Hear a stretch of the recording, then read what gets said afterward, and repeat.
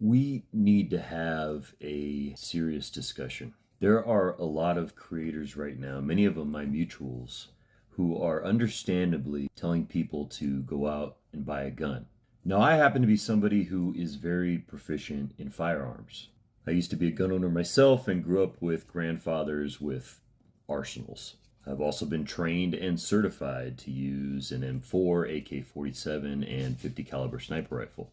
I used to just love the things until my mental health took me down.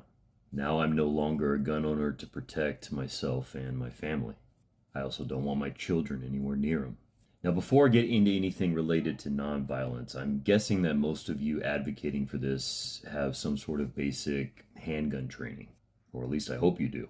They have the ability to fire a weapon in a closed environment with earmuffs. But when you're talking about protecting yourself, your loved ones, your neighbors, most people are not thinking through all of the scenarios. Just look at Renee Good, for instance. Would a gun have saved her life?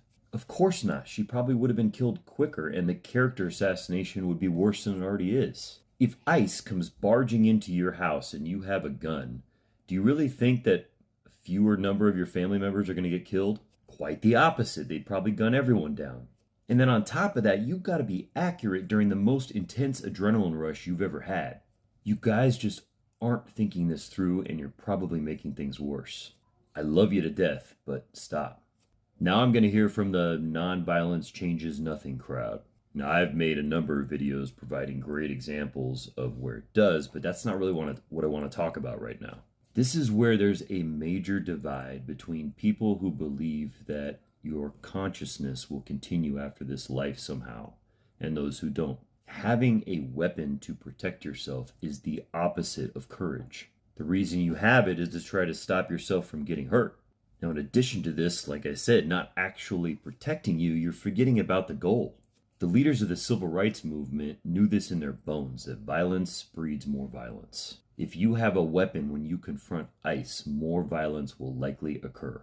There's also a much bigger picture, and that's long-term sustained progress, making things overall less violent and moving things in the right direction. The reason that most of you don't like this, and the reason that I bring up belief systems, is that if you believe that there's a life after this one, it makes it much easier to sacrifice your life for others. It gives you the courage to put yourself on the line. Nonviolence is always seen as passive, but it's not. It's the opposite.